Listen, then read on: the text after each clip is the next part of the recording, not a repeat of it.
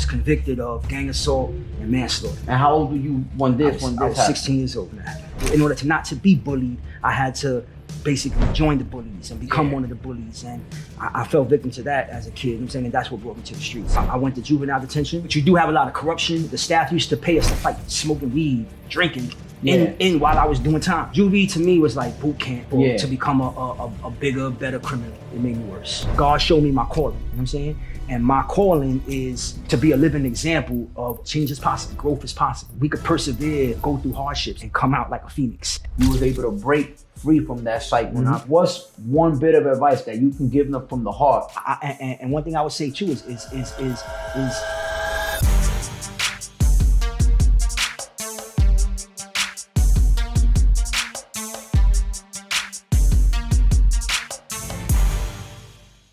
Welcome to another episode of Off the Count Podcast. I'm your host, Jason Abreu, founder of Made Up North, a movement built on freedom, second chances, and redemption. This podcast, this movement is about sharing stories, real stories of guests that I know could inspire, bring hope, motivate, and let everyone know that your past doesn't define who you are today. For me, it's a privilege and honor to have my brother, my guest today, DY, thank you for stopping by, my brother. Appreciate you, man. How's everything, man? How you feeling? Everything's good. I appreciate the invite, my brother. Like I told you from day one, I support the movement. So as soon as you said come through, I'm here. I appreciate it, DY, and I appreciate it for more reasons than one. Like you said, when I did start this movement, you were actually one of the first brothers who actually took it to the Instagram to repost me and big me up and let me know that you were supporting everything I was doing. So that means a lot to me, but I definitely wanted to have this sit down because your story, it definitely hits deep, not just because of what you overcame, but how you came out on the other side. Today, you're an author, a poet, and you dedicate a lot of your time speaking to the juveniles, and that means a lot. It fulfills, the whole basis of this movement. You are what it is to be off the count and making it count. I appreciate sitting down with me. So just kind of briefly, DY, to let the listeners and anyone watching out there, tell me a little bit about your upbringing, growing up, like where you from, what kind of upbringing you had, and, let's take it from there, Upbringing, so I'm from the Kingsbridge section of the Bronx. Okay. Crescent Avenue. My father's side of the family is also from the Soundview section of the Bronx. So I basically used to shuttle back and forth between Soundview and Kingsbridge coming up. My mother basically raised me. My father unfortunately fell victim to drugs, to heroin. And I mean, as a kid, I was really a good kid, man. Coming up, like I was about school. I did really good in school. But to be honest, I guess my self-esteem wasn't that high. Like nobody really taught me what self-esteem was. How to be proud of yourself. And I guess because of that, I fell victim to not wanting to be a nerd. Not wanting to be cool, wanting to be accepted by the cool kids, and not wanting to be bullied. So in order to not to be bullied, I had to basically join the bullies and become one of the bullies. And I fell victim to that as a kid. And that's what brought me to the streets, honestly.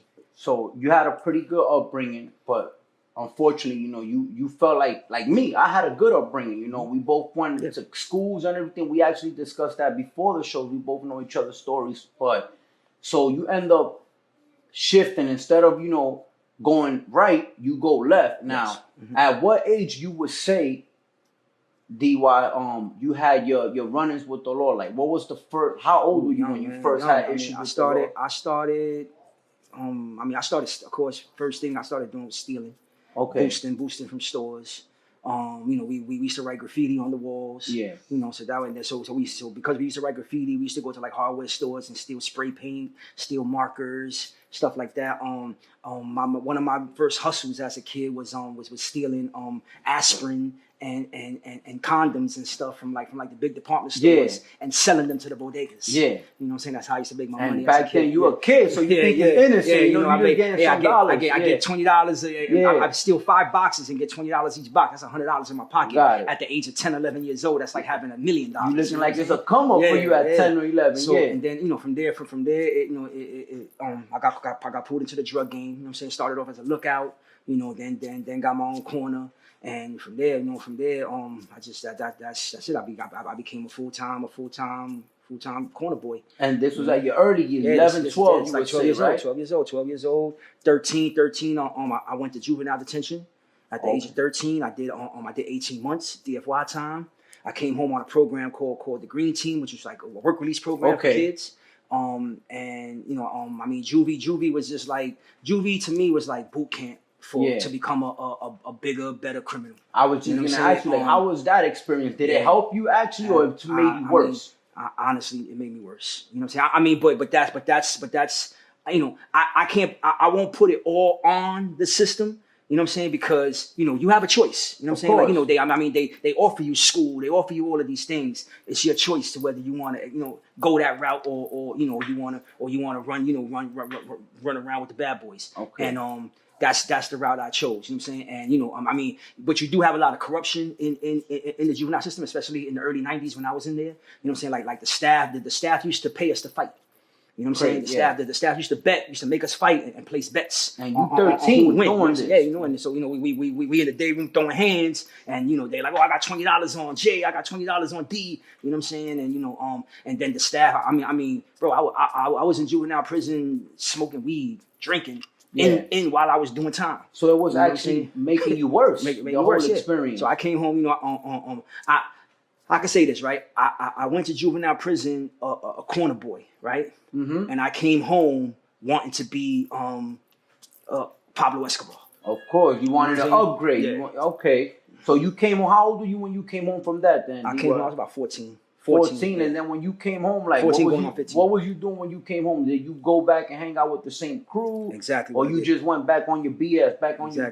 I'm like, I'm DY, I'm going back at it. Exactly what I did. I came back to the hood. I'm in high school now, and you know what I'm saying? Like now it's like, you know, I'm buying bigger chains. I'm buying, you know, I'm rocking Helly Hansen. I'm rocking Tommy Hilfiger, Jordans. You know what I'm saying? I'm the flyest dude in the school. I'm at the hooky parties with all the girls. You know what I'm saying? And back then, to you like me, we thought that was winning. Exactly. That was winning. So then you come out, you out here, you doing your thing a few years. After that, like, what other your next run-in with the law? So my next run-in with the law was the big one. My next run-in with the law was the big one. You know what I'm saying? I was charged with murder in the second. Wow. You know, and basically I was convicted of gang assault and manslaughter. And how old were you when this happened? I was 16 years old when that happened. So you were still young. You were still a teenager, man. Still a kid. You know what I'm saying? But unfortunately, in New York, you know what I'm saying? I mean, I actually had that issue when I caught this case because like I said, remember I had came home. I told you about that program, the Green Team, which was like a work release program for juveniles, right? So I was technically still in that program when I caught this case. You know what I'm saying? The murder manslaughter, right? And so. When I initially was going to court for it, my lawyer, I had got a paid lawyer. You know what I'm saying? My mother had scraped away some money and got me a paid lawyer. And we were trying to get me charged as a juvenile. All right.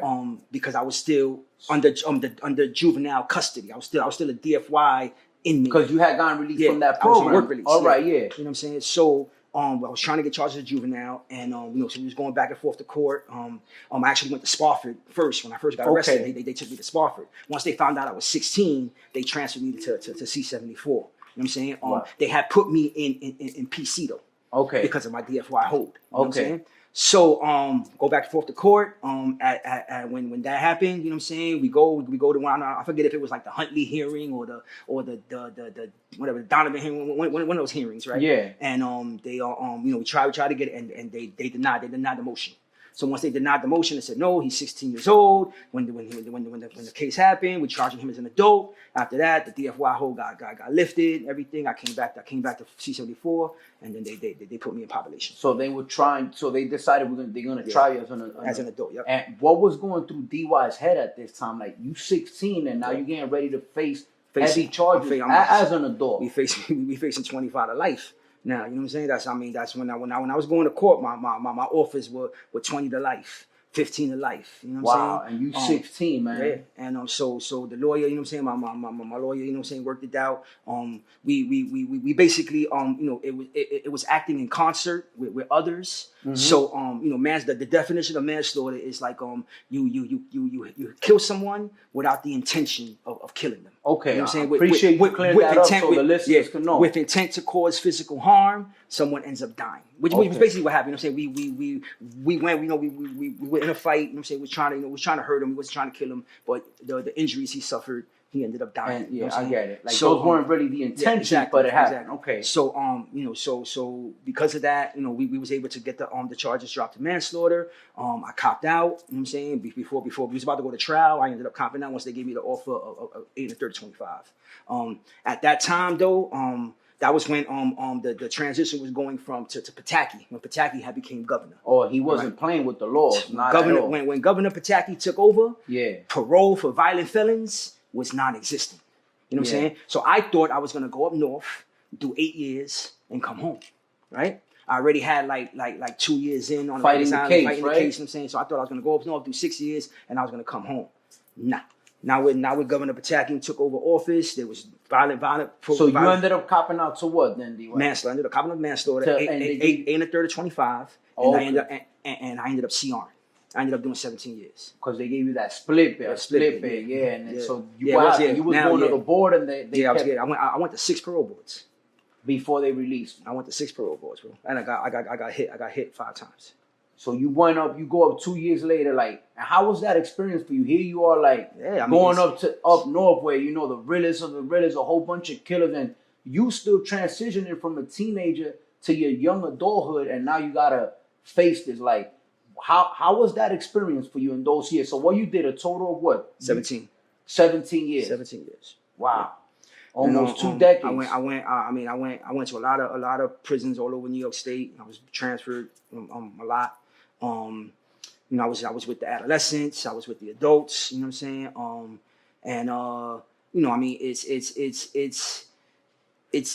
It's a different, how can I say, it's a different world, but it's also similar to the streets. In that everything that goes on in the streets goes on in jail, just minus women. Of course. You know what I'm saying? Yeah. There's drugs in jail. There's gangs in jail. There's, you know what I'm saying? You can get shot in jail. Gambling, all types. Gambling. You know what I'm saying? You can get shot in jail. You know what I'm saying? And all of these things, go on. And in the beginning, when I came in, you know what I'm saying? I was a kid. So of course, you know what I'm saying? I'm trying to find my way. I'm trying to survive. You know what I'm saying? And so. I'm in the mix. I was in the mix. You know what I'm saying? I was running around, getting in trouble, in and out the box. You know what I'm saying? And then I started going to my parole boards, and I was getting smacked. I was getting hit every time I go. 2 years. And I think it had more of an effect on my family, on the outside. Yeah. Because I'm already in it. You know what I'm saying? I'm living in it. So you know what I'm saying? Like it's like okay, 2 years. It's just 2 years of this, the thing what I've been going through for the past 10 years. Yeah. You know what I'm saying? My family always expected me to come out. You know what I'm saying? Getting their hopes up, then getting their heart broken. You know what I'm saying? I know the women who was in my life. You know what I'm saying? They all left. You know what I'm saying? I found myself alone. You know what I'm saying? So when that started happening, that was when I decided, like, you know what? Let me stop playing with my life. You know what I'm saying? A lot of the old timers, you know what I'm saying, snatched me up and they told me, they was like, yo, like, listen, like, you can either start, doing things to get you out of here, or you could just make this your life. Make this your home for the rest of your life. And you know I'm really happy and glad, that you mentioned that, DY, because I always say that. And I used to think myself at first, I used to make it about myself, as I know a lot of people, when they go away, they stress in making it about themselves. But ultimately, the ones that really are affected are your loved ones. So it's safe to say that this played a big role. Like, it impacted your family, like, in a very devastating way, right? Tremendously. I mean, you know, like I'm still getting to know my family, honestly, because remember, I went to jail as a kid. I came out a man. You know what I'm saying? My family grew. You know what I'm saying? My nieces and nephews grew without me. You know what I'm saying? They were born, and then, you know, when I came out, they're already teenagers. They don't know me. They don't know who I am. You know what I'm saying? They never met me before. Yeah. You know, so, you know, getting to know my family, you know, reconnecting with them. You know what I'm saying? Yeah. And also, you know what I'm saying, just realizing, like, you know, like the shirt, like we don't realize the domino effect that happens. You know what I'm saying, with our actions. And the cause and effect of our actions on others. Absolutely. You know what I'm saying? Like, you know, like our mothers, our parents, our siblings, our kids. You know what I'm saying? Our kids, yeah. So you know? that you would say was like your first wake up call, that something clicked in your head, right? And that's when I started. You know what I'm saying? That's when I started taking my life seriously. And I put myself in school. I got my GED. I graduated college. I took every program you could possibly take in prison. I trained dogs. I trained bomb detection dogs. You was basically doing the time, not letting the time do exactly. you. I became an ASAC counselor. I became I took anger management. I took anti-violence. Every program they had. Every time they put a program on that bulletin board, I signed up for it, bro. You know what I'm saying? And trying to better yourself in every and I can aspect. say, and I can honestly say that all of those programs that I took, you know what I'm saying? You know, sitting through them, you know what I'm saying? Like you know, reading the literature and everything, like it helped mold me into who I am today. Okay. You know what I'm saying? Like you know, like bits and pieces. You know what I'm saying? Like, you know, like I learned how to public speak. I learned how to, you know what I'm saying, like when I became an ASAC counselor, you know, we had to sit in front of the group and course, talk. Yeah. So it helped me. I was the community leader. It helped me with public speaking. You know what I'm saying? Like, and then, you know, I came home and I was getting into the rap game and performing in front of people. So I already got over that stage fright. You know what I'm saying? All right. So, you know, so like those things were like the springboard. You know what I'm saying? Like, you know, but also it helped me win my good time back. Okay, that's great. I ended up getting my good time back. You know what I'm saying? And I came home. I came home on my CR day because I had lost good time. And so, how old were you when you came home? I was 33. 33. Yeah. 33 so, I remember before, you know, when we was arranging to schedule this sit down, DY, you was explaining to me, like, I know back then you would identify yourself as DY, right? DYTheDon. Yep. But today you identify yourself as DieYoung, which is my next question. Because like I said, you know, regardless of everything that you've been through, you obviously live in fact that you've been able to overcome that, and you didn't let that define you. So I know a big part of the good work you do is that you write, you're an author, and you're a poet, as I mentioned earlier. So I want to know, like, what role did that play in your life, in your whole overall transformation, like writing and poetry? Oh, all right. So while in prison, I was a rapper, right? Actually, I would say the rapping in prison is one of the things that helped me maintain my sanity. You know what I'm saying? Even when I did box time, when I was doing box time, I used to spend my box time writing rhymes and reading books, and you know what I'm saying, and writing. And you know, I was like one of the nicest dudes in the system. Like a lot of people who know me from prison, they know me for rapping. Like, you know what I'm saying? Like, especially because I was Puerto Rican too. Like, you know what I'm saying? Like, there wasn't that many Spanish dudes in the state. Yeah, you know what I'm saying? Like that rap like me, that was as nice as me. So I stood out. You know what I'm saying? Okay. I actually I tell everybody this story. Like I could have had to deal. I might have had to deal with Terror Squad if I would have made my parole boards, because Matt Fat Joe's brother Money Man was with me. Angel, rest in peace, Angel. You know what I'm saying? He was with me. I was with Ken Do, you know what I'm saying? Like I rubbed shoulders with a lot of dudes, you know, in and out the state. Yeah. And they all heard me rap, you know what I'm saying? And you know, they used to love me. So they was like, yo, bro, you get home, holla at me. You're gonna get on. You know what I mean? So I came home with that dream. You know what I'm saying? Right. And you know, in order, I say this all the time, right? In order to survive a nightmare, prison is a nightmare, right? So in order one of the things that help you survive a nightmare is having a dream. Your dream was made up north. You know what I'm saying? Absolutely. My dream was rap, was hip hop. Yeah. So that dream is what kept me alive. I came home with that dream and I started pursuing that when I came out. that's when we met. That's when we met in the clubs. And everyone we met in the clubs. You know what I'm saying? Like I was in the clubs. I was doing music. I was in the studios. I was traveling. I performed in Dubai. You know what I'm saying? Like I was doing. I was really doing it. Yeah. Thing, man. You know what I'm saying? But at the same time, what I realized was that the deeper I got into the rap game, the deeper I got back into the streets, because the rap game and the crack game is like. It goes hand in hand. It's like cousins. They're like cousins. You know what I'm saying? Of course. You know, and I found myself getting pulled back deeper back into the streets. Our good brother, my best friend. You know what I'm saying? Lost his life in 2016. Of course, man. You know, that was one of the things one of the turning points in my life too. You know, and after as time went on, and when I made the transition from DYTheDon to Die Young, was that I lost the love and passion for hip hop. You know what I'm saying? For rap, and I found it again in poetry, right? Okay. Poetry this time with a positive foundation, because I feel like when you building something off a negative foundation, right? It's unstable. You know what I'm saying? Like if you build the foundation has to be solid. So if you're building something on a negative foundation, it's unstable. And anything, a wind gust, anything can make the whole foundation crumble. Of course, it goes back to like what we said. You can't have one foot in and one foot out. And I was gonna ask you, like, when you came home, then like how was it? Like, did you tell yourself, you know what, I'm gonna stick to the rap, but I'm not going back to jail. Mm-hmm. But it's like it's kind of difficult, because in my case, like I told you, I was working, I was doing it right, but then I went back to the promoting. Mm-hmm. So that promoting, that scene, it goes like with the rap scene. Yeah. Mm-hmm. And it's like it just triggers everything that comes with the life that we used to live. That's exactly what I said. Like I was doing the rap game, but the rap game was I was back and I was in the streets again.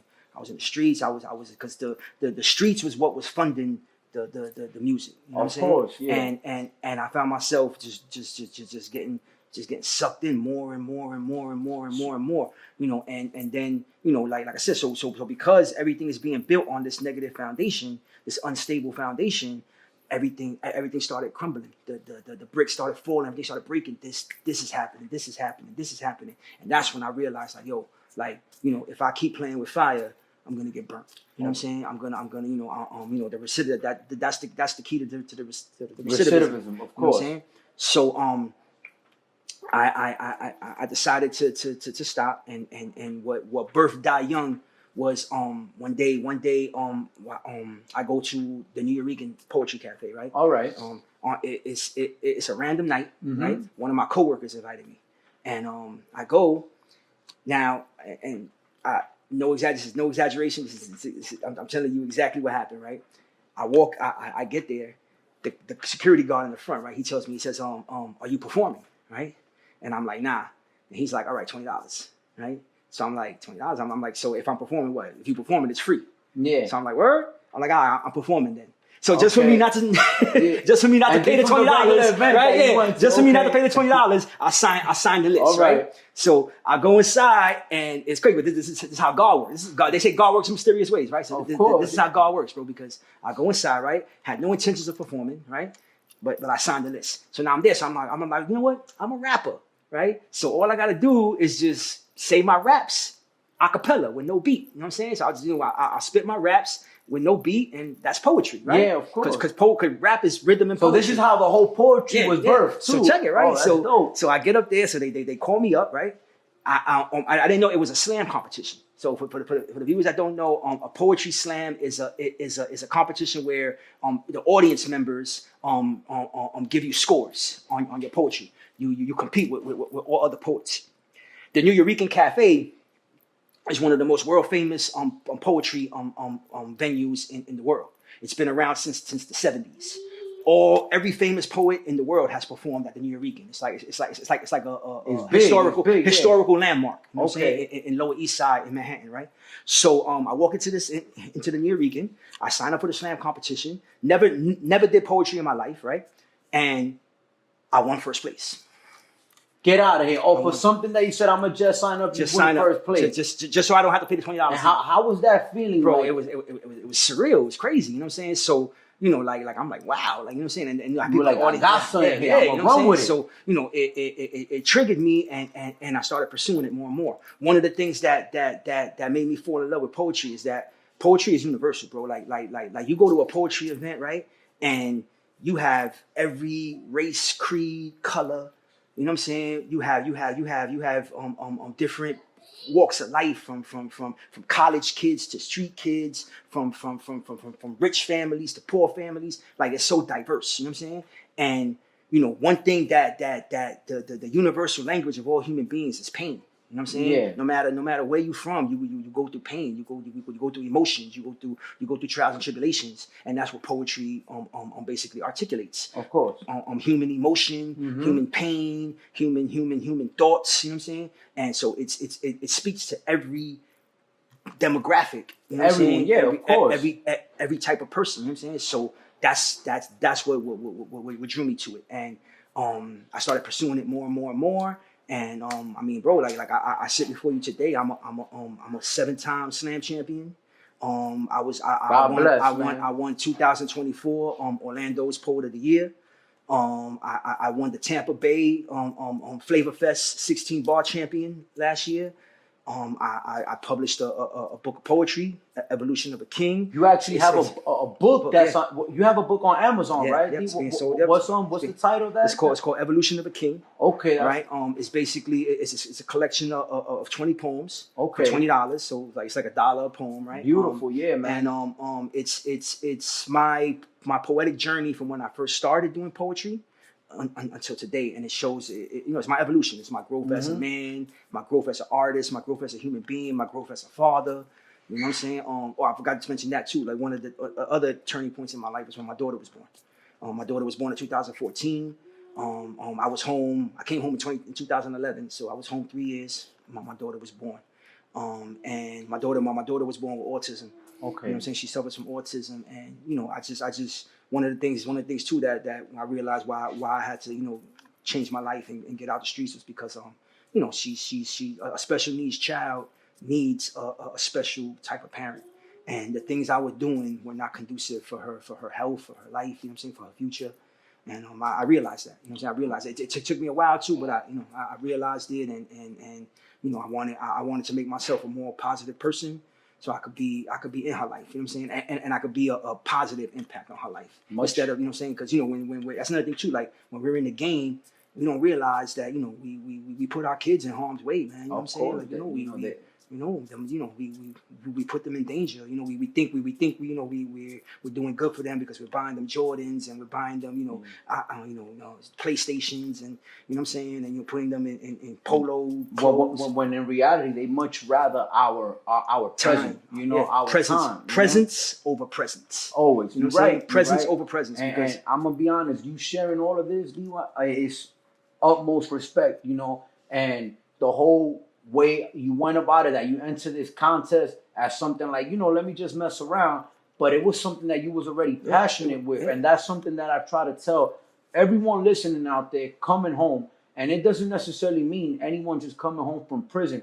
Anything that you have a vision, you got to stick with it. You got to remind yourself that it's not going to happen overnight. It's going to take time, but if you stay focused, consistent, disciplined, it'll happen. Like, we have right here my guest sharing how he took something and made it into, he took nothing and made it into something, has his book published on Amazon. As a matter of fact, you came down from Florida. Not only, we doing this sit down, but you have a show tonight, right? I have a show tonight in the Bronx, a poetry show with 3 other poets. And I do these shows all over Florida now. We're looking at going into Atlanta, which has a nice poetry scene. We're looking at going into Houston, Las Vegas, you know what I'm saying, LA. That's dope, man. We can start taking this, like national. And one of the things, like what you just said, and I would like to share with the audience too, is like a thought, right? Is executed through actions. You know what I'm saying? So as long as your actions, right, basically manifest whatever your thoughts and your dreams are, you can make it tangible. You can make it tangible. You know what I'm saying? But like you said, like anything worth having takes time. to create. You know what I'm saying? If they say overnight celebrities, right? Or overnight success. There's no such thing as an overnight success, bro. No such thing. You know what I'm saying? Because that overnight success that you look at me like, wow, he came out of nowhere. That brother been 10 years in, but behind the scenes I for 10 years. People see the glory, but they don't see the story. They don't see the story. Yeah, for 10 years he been working. You know what I'm saying? It's just that, you know, he just found his niche and came up, and that's what it is. Like, you know what I'm saying? Like if you keep working at something, eventually you're gonna find your niche. You're gonna find your angle. You know what I'm saying? Like I was doing rap. You know what I'm saying? For since I came home. So 2011 is 14 years. I've been doing this for 14 years. You know what I'm saying? And you know, I wasn't bad. I wasn't a bad rapper. You know what I'm saying? It wasn't like I was a bad rapper. I was a pretty good rapper. Yeah. I opened up for Chinch Drugs. You know what I'm saying? I opened up for Fred the Godson, rest in peace. I was rubbing shoulders with French Montana. You was out there, you know what I'm saying? With MMG. You know what I'm saying? Like, you know, I was in the club scene. I remember we was all over. Yeah. You know, we was in Sue's Rendezvous with Cardi B when she worked there. You know what I'm saying? Of course. You know, and so I was in the mix. So, but it wasn't until I went to that New York Cafe. You know what I'm saying? Where I found my niche. I'm a religious person now. You know what I'm saying? So I say, like, you know, I found my purpose. Like God showed me my calling. You know what I'm saying? And my calling is to basically to be a living example of and show, you know what I'm saying, what you know, what would change, what change is possible. You know what I'm saying? That growth is possible. That you know, we could persevere and go through hardships and come out like a phoenix. And rise from those ashes like I a phoenix. appreciate that, you know, DieYoung, because that's what this movement, this platform is all about. Highlighting change, highlighting growth, showing the world that it's possible, you know. So like here you are, like I mentioned in the beginning of this interview, is not, you know, just of the fact everything that you overcame, but how you came out on the other side. Because we touched up on, you know, your poetry, the book you got, but something that I definitely got to touch up on that is close to heart, because it's something that I'm also getting ready to start doing. I'm gearing up for that. Is that I've seen just recently on your social media pages, you doing a lot of work where you go to the juvenile centers to give these young brothers and sisters hope, man. Shout out, share your experiences, you know. Shout out to my brother JC Sanctified, Joshua. Shout out to Pedro. Shout out to Landy.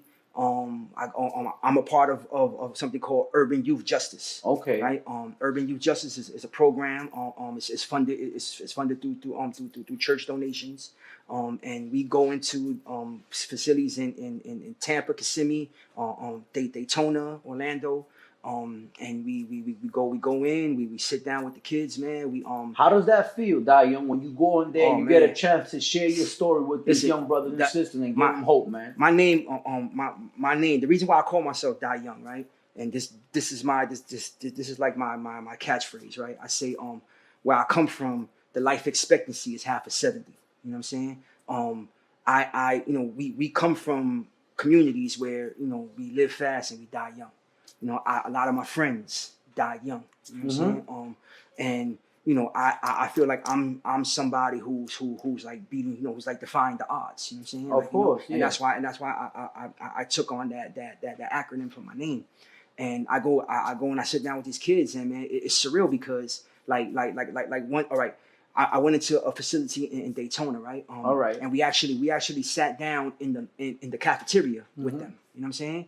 And as I'm sitting in that cafeteria, man, like pulling out the fold out chair and sitting down, and I just like caught flashbacks of me. Like, you know what I'm saying? Like when I was in there, when I was sitting in that cafeteria eating my food, like, you know what I'm saying? And, you know, I tell the kids, man, I say, yo, like, you know, like I was y'all. I was you, you know what I'm saying? And, you know, one of the things that I feel like our program and why our program is so unique is that we're like okay, when I was in juvie, right, you used to have people who used to come into the facility, right? But they'll come in their suits and ties, you know what I'm saying? And, you know, come in there and, you know, and talk to us and everything. But like, I'm sitting there and I'm looking at him and I'm like, bro, like, you I don't know you. You don't know me. Like, you know what I'm saying? Yeah. Like, you're not from where I'm from. You know what I'm saying? You ain't been through what I've been through. You know what I'm saying? Like, you know, like I look at you. I don't see a reflection of myself. Yeah, you know what I'm saying? absolutely. So a lot of the messages go through one ear and out the other. Yeah. Not saying that you can't learn from people from other walks of life. You can, you know what I'm saying? But you know, when you're trying to touch somebody's soul and somebody's heart, they have to feel you. I agree with you 1,000%, which is why I'm looking forward to do that. Like a drug addict is most likely going to be saved by a former drug addict. Yeah, I agree with you. A person coming home from jail is going to be saved by somebody who, like you, who came home and did it right. Like, bro, like this is how I did it. I'm showing you that it could be done. You know I say the same thing because it's like, you know, these counselors or these, you know, civilians, as they will call them in prison, you know, DieYoung, these civilians, they can come and help us and give us their juice. But it goes back to what you say. These people, these adolescents, the brothers and sisters in jail is going to resonate 1,000 times more when you have someone who's actually walked that walk. Exactly. You know, you're going to be like, all right, I could listen to him because he knows exactly what it is. He was here once, you know? And that's why when I sit down with them kids and I talk to them, like I get that, man. And I talk to them like I'm talking to you. I talk to them real. Like, you know what I'm saying? Like I mean, sometimes I get into a little bit of trouble because, you know, I might curse, you know what I'm saying? But because it's passionate. You know but you just talking from the heart, man. And I'm talking their language. Yeah, you know what I'm saying? Like, you know, I'm not gonna sit there and say, oh yeah, you know, the execution of the validation of using big words and stuff like that, because nah, I'm talking like you know, keep it real, man. I'm keeping it real, like, you know what I'm saying, like that. I know your language. I speak your language. You know what I'm saying? Like, you know, they say Jesus came to the people as the people, speaking the people's language. So sometimes you got to go and you got to talk their language. You got to relate to them in the way that they relate. And you know, this is what I do with the kids, man. And bro, like I got like I write letters to the kids. So you stay in contact with them. That's beautiful, you know, some of them got Instagram and they DM me, you know what I'm saying? And you know, like bro, like I've had kids tell me like yo, bro, like yo, what you said, you know what I'm saying? That yo, the advice you gave me, it touched me, you know what I'm saying? And you know, like we don't get paid for that, bro. Like I don't get paid to go into the facilities. You know what I'm saying? Like I don't, you know, like we get paid from the love, you know what I'm saying? From that giving, feeling, from giving back, of knowing that you was able to touch somebody. The outcome over the income. Exactly, you know, man. And I think, you know, it's no surprise, DieYoung, that we've been through that setting. And anyone that's been through the prison setting, you know that when we come home, we're faced with a whole bunch of challenges, right? And I know you and I, we were kind of kicking it off camera. And I know, like you said, originally from the Bronx, but now you ended up in Florida. And you was kind of, you know, briefing me how that whole experience. And if you don't mind, I want you to, what you share with me, share with the audience. Because, I you know, my goal is to let the listeners, those coming home or those feeling stuck right now in life, like they can't figure it out, to know that even though you might be faced with challenges, you could overcome them, because you was telling me it wasn't that easy for you when you transitioned from the Bronx to Florida. So tell me, how was that experience coming from here to over there? Going on, I went over there, you know what I'm saying, basically to start brand new. You know what I'm saying? And when I first got out there, it was rough, man, because the criminal background is a real how can I say, it's a black eye, and like a black cloud, like a black cloud, because and especially, and even with mine, like with me, like my criminal case is from when I was 16 years old, bro. I'm 45 now, you know what I'm saying? And it's still, and they still want to bring that up, and you know, and so the you know, I went on numerous job interviews. And I would sit down and talk, and they'll be like, "Oh yeah, you're exactly what we're looking for. You know, we love you. You know what I'm saying? You know, as soon as everything comes back, you know what I'm saying, you could start and everything." And once that background check went, and I never got a call. You know what I'm saying? And that happened to me numerous times. I mean, I lost count. You know, and then but I kept telling myself that, bro, like, you know, like I was more afraid. And there's a saying that says, in order to change, right, you got to be more afraid of who you used to be than who you're becoming. You know what I'm saying? Absolutely. And I was more afraid of going back than moving forward. You know what I'm saying? And so that's that. You know, so I kept pushing myself and telling myself, like, yo, you know, just keep moving, just keep progressing, pa'lante. You know what I'm saying? Keep moving forward. And eventually, I ended up joining the church community, right? The first job I got was with Jiffy Lube. That's another thing too. I got a job with Jiffy Lube, and it was paying minimum wage. You know what I'm saying? And you know, I'm struggling. You know what I'm saying? You know, working. It's hard. It's hard, man. Of course, coming back from the life you lived and stuff. You know, that's a transition too. Like, you know what I'm saying? Going from making money, and you know what I'm saying, and not having to care about money, to now you're counting every penny. You know what I'm saying? You know, you're like struggling, like, wow, you know, I'm not gonna be able to make it through the week because I only got $10 in my pocket. Like, you know what I'm saying? And you know, that mental transition is hard, man. That does really. That's why I always say you could have it all, but if you don't have a strong mindset, because ultimately I could probably say that was the biggest factor that played out in your life, which you had to make that choice. I'm gonna go back. I'm gonna stick to my ground, and even though it's difficult, I'm gonna make it happen. And you decided, and that's I'm the gonna choice. make it happen. That's the choice I made. And you know, I kept knocking on doors, and like I said, I ended up joining the church community, and through the church community, man, I was able to secure the job I have now. You know what I'm saying? And you know, like I said, I mean, I'm not rich by any means, bro. I'm not, you know what I'm saying? I'm not living the high life. I'm not balling, but I'm comfortable. You know what I'm saying? I'm doing positive things. I'm rich in character.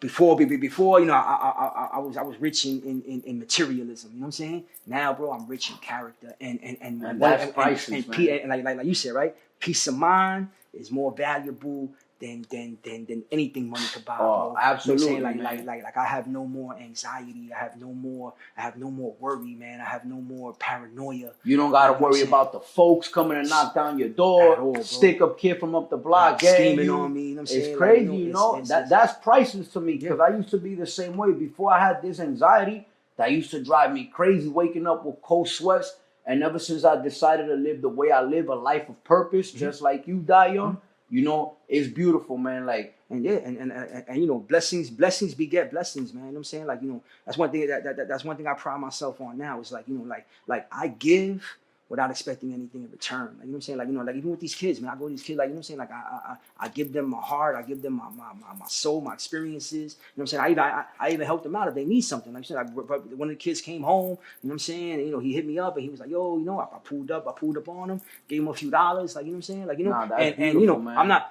I don't expect anything from him. You know, and you know, I don't do it for clout. That's why I'm not gonna put his name out there. You know what I'm saying? Like, you know, it's not for clout. I didn't post it on Instagram. You know what I'm saying? For you, of course. You know, and but it's because blessings beget blessings, bro. Like, you know what I'm saying? Like, you know, when you do good, you get good. You know what I'm saying? Yeah, that's beautiful. You know, DieYoung, like I said, I'm getting ready to gear up for that, to start going to the prisons myself. I'm actually getting ready to launch my nonprofit. So we definitely gonna stay in contact because I would definitely want you to come along with me so you could keep sharing your story with others, because you're living proof and a whole testament of what it means to be off the count and making it count. You know, you ain't stay stuck by your past. You was able to break free from that cycle. And I appreciate, you know, sharing and dropping your jewels and your gems out here, you know?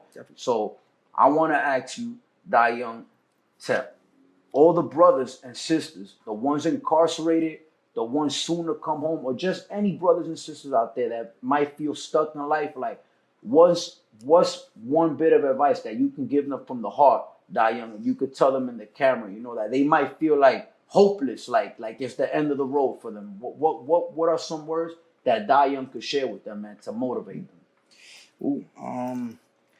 I would say, right, that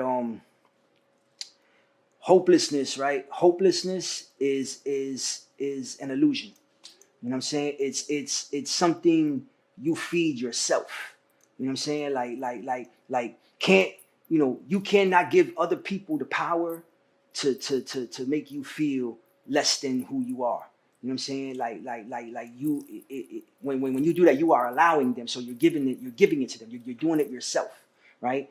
And so you have to basically live like embrace faith, embrace passion, embrace drive. Like, you know what I'm saying? Like, the words you tell yourself are what you eventually become, what you live. You know what I'm saying? So if you tell yourself you're not gonna make it, if you tell yourself you're gonna fail, if you tell yourself, you know, I can't do it, then that's exactly what's gonna happen. You know what I'm saying? But if you tell yourself, I can, I will, you know what I'm saying? I must, you know what I'm saying? By any means necessary, then you will succeed. You know what I'm saying? And once those words are backed up by actions, though, you know what I'm saying? It's just like prayer. Like, you know, like people feel like, oh, you know, I pray to God and God is supposed to make it happen and bless me. No, prayer has to be backed by action, my brothers. You know what I'm saying? You know, you pray to God and, you know, and you talk to him and he's gonna give you direction. But you have to You have to do the actions. Words you know have powers, yeah, man. So you speak it into existence. You know what I'm saying? And you could basically, you could basically achieve anything. And one thing I would say too is if you do what's in your heart, you know what I'm saying? Like what you're passionate about, then it doesn't feel like work. It's actually, you know what I'm saying? It's actually like you enjoy it. You know what I Of mean? course, like, man. You enjoy it You're because enjoying the journey it's and what you everything love. feels Yeah, you know what I'm rewarding. saying? Like I go out, you know what I'm saying, and perform, bro, and I enjoy it. Like, you know what I'm saying? Like, I mean, and it's not lucrative by any means. Like, you know what I'm saying? Like, I make a little bit of money, but I'm not Jay-Z. I'm not getting Rick Ross money. You know what I'm saying? But you're doing something, Yeah. DieYoung and myself, that has no price. Is bigger than money. Exactly. You know what that is? Impact. Exactly, and that's exactly what I was gonna say. Like, but what I get out of fulfillment, you know what I'm saying? Like that's the money. Like that's the money, bro. Like, you know what I'm saying? Like just knowing that I touched the heart of somebody. You know what I'm saying? Like somebody come to me like, bro, I felt that. Go home. I felt that, right? You feel like I did my job, man. And like the, I mean, not to get all religious and everything, but like the parable of the lost sheep, right? They said God left the 99 to find that one. You know what I'm saying? So if you get that one, like if I walk into that juvenile facility and I'm talking to 20 kids, because sometimes the kids be there like, shit, like, staring at the wall, they ain't really listening. You know what I'm saying? You get that, you get that, but if out of them 20 kids, if one or two tune in and lock eyes with me and listen to me, and I impact that one, You did your job. I did my job. I always say that. You heard DieYoung. I'm like, I know we got to be real with each other. I know that the work I'm doing and the work you're doing, we might not be able to change the life of everyone, but I know if we continue doing what we're doing, we will help change the life of one person. And that's all that matters. And with that, I want to ask you, DieYoung, if DieYoung right now can speak to the younger DieYoung and to the youth out there, because right now, the times we living in, they're glorifying what we once glorified. We got to be real. The money, the nightlife scene, the woman, the cars, the jewelry, we glorified it. So coming from someone who walked the walk, who lived that path, DieYoung, I want you to, again, tell the youth out there, what's the best advice that you would tell the young DieYoung, the young party hard Jason, and the youth out there that might be misguided at this moment and glorifying the wrong things? I'm gonna tell you, like, there's a line in one of my poems, right, where I say, I said, God, I need you to lift me, right, in the air like a frisbee. Protect me from those who pretend to be friends, but truth is they really against me. The girls that are messy, they creep with a brother who they say is their bestie. Material things no longer impress me. I had plenty, and I still felt empty. And that's what I want to tune in on, because, bro, material things, right? They don't fill the voids. You know what I'm saying? Like we a lot of times we got wounds. We got wounds inside. You know what I'm saying? Whatever, whether it be low self-esteem, whether it be childhood trauma, whatever it is, right? It's wounds that we have, right? And the material things are the band-aids that we use to cover up the wounds. You know what I'm saying? Like me at one time, I had a speech impediment, you know what I'm saying, when I was coming up, and I used to stutter a lot. I still do from time to time, you know what I'm saying, but it's not as bad as when I was a kid. Okay. And so a lot of times in school, like, you know what I'm saying, like talking to girls or whenever I get into an argument with somebody, you know what I'm saying, and having to express myself, I would stutter, and it would be embarrassing. All right. So that's one of the things like I learned about, like instead of arguing with you, I would just fight you. You know what I'm saying? And instead of talking to girls, I would dress fly. I get fly, let the money talk. You know what I'm saying? With the girls and everything, And but those were the I was just trying to heal a wound that I had inside, and the material things. Fill a void. The material things were the band-aids. You know what I'm saying? But I no matter how much material things I accumulated, I still had that emptiness. You know what I'm saying? And so that's what I would tell the younger me, the younger you, the younger kids. It's like you can have all the riches in the world. You know what I'm saying? But if you're not rich in character, if you're not rich in emotionally rich, if you're not spiritually rich, if you're not, you know what I'm saying, rich, mentally rich, you know what I'm saying, you're really broke. You broke. You're broken. Of course, man. You're broken, man. And no material wealth in this world it's gonna heal that brokenness. You know what I'm saying? Like, Of course. that's why you think rich kids in the news commit suicide. You know what I'm saying? You know, like you see, like, and they have the money, but they missing that empty void, like exactly. you just said. It goes back to that. They got rich parents and they killing themselves. Yeah. You know what I'm saying? Because money doesn't heal. You know what I'm saying? Money's just a band-aid, bro. You know Yeah. And so that's and I think that's the whole part of the whole change and growth that we both, went through. And I appreciate you sharing that. And I know you got, like I said, you wrote that book, you're doing the poetry. What are some things right now that we could look for DieYoung in the near future that's working on? And if you want to tell the audience real quick, DieYoung, like where they could find you on your social media pages or whatnot. I'm working on the second book of poetry. Okay, that's great, man. That's coming out soon. That's going to be on Pavement. It's going to be called Pavement Parables. You know what I'm saying? That's great, man. Street corner gospel. I'm also working on I'm doing Christian hip hop now. So I'm working on a Christian hip hop album. We got the poetry events. Like I said, we be trying to take it national. So we do right now we're in Orlando, we're in New York and everything, but soon we're gonna be doing Atlanta. You know what I'm saying? We're trying to expand to other cities, and that's and good that's it, work, man. man. We just the movement. I'm like one of the movements I want to start is I'm trying to change the narrative, bro. Like, you know what I'm saying? Like that's my slogan. Your slogan is off the count, making it count. My slogan is change the narrative. Like, I just want to change the narrative. You know what I'm saying? I want to convert hustlers, convert the streets into because people have taken the word hustler and tied it into drug dealers. Mm-hmm. You know what I'm saying? But a hustler is not just a drug dealer. I mean, you probably heard me say it before. Hustler hustle anything. I said it in one of my videos, like to all my hustlers there, we all love, that feeling, the money, the flip, whatever. You don't gotta stop hustling. You just gotta change the product. That's what I tell them. You put that same energy, same ambition into something else, into merch, into you want to do personal training. I want to rap.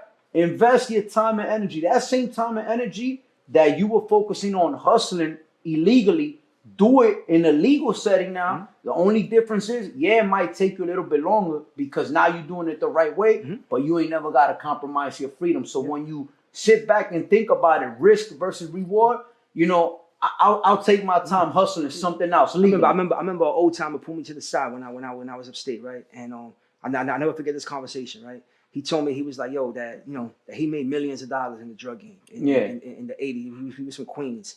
And he made money in Queens, Jamaica, Queens, and everything, right? And he was around during the Preem team, and Fat Cat and Pat Mason and all of them. He was around that era. So anyway, he was like that. He made millions of dollars, and he ended up with 25 life sentence. You know what I'm saying? I think at that time he had like 30 years in, right? And or going close to 30. He was going on 30 years or whatever, right? And he was like, yo, bro, like if you take the money that I made while I was hustling, right, and then you divide it with all the money that I didn't make while I was in jail for the past 20 something years, right, and you divide it, he's like, I would have made more money working at McDonald's. It don't add up, right? Exactly, because he made millions of dollars in like a 4-year span. But then he got snatched up by the feds, ended up getting sentenced and doing 20-something years. So when you divide it for the time, he's like, yo, bro, I would have made more money making a job working 20K, 30K a year, regular job. Of course, man. You know what I'm saying? And that's what we don't realize is that we the risk and reward. You know what I'm saying? Like that. That's when any gambler, Wall Street. You know what I'm saying? When you were doing stock, like they do the risk to reward ratio. That's what they call it, right? The risk to reward ratio.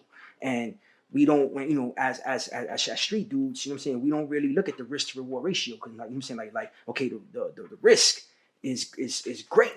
Yeah. The reward is great, but now if we can minimize, you know what I'm saying, do something profitable that doesn't have as much risk, we could probably make greater rewards. You know what I'm saying? And that's what I'm saying. So like I could hustle T-shirts, I could hustle hats, I could hustle sneakers, I could hustle soap, I could hustle, cologne, I could hustle lotion, there's so many things in this world we could sell, bro. You know the mindset, the ambition we have is different. So that's what I say. Without the risk, apply to something else. Without the risk of selling narcotics. You know of course, man. I mean, I got a friend of mine, right, when we was younger, right, and bro, like he was around all of the drug dealers, right, but he sold sneakers, and what he would do was he would I'm the drug dealer. He knows I like Jordans. He was selling to you, right? Exactly. You know what I'm saying? So he made his money giving us what we want. You know what I'm saying? Course. And chilling, never had to worry about going to jail. Bro. Not yet, man. Don't add up, man. And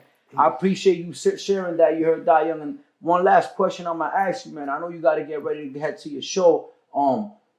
My movement, Made Up North, the foundation, which you represent in its entirely, off the count and making it count.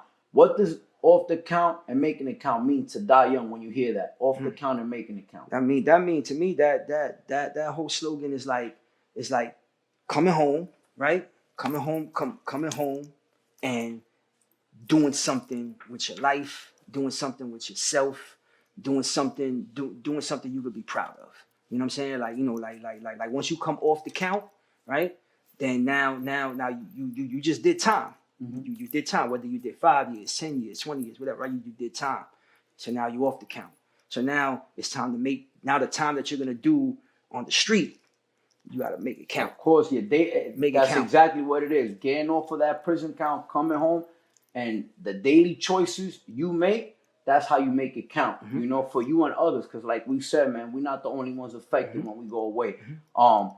Before we wrap up, I just want to say, DieYoung, I appreciate you, my brother. Appreciate you all the way for coming through. 100%.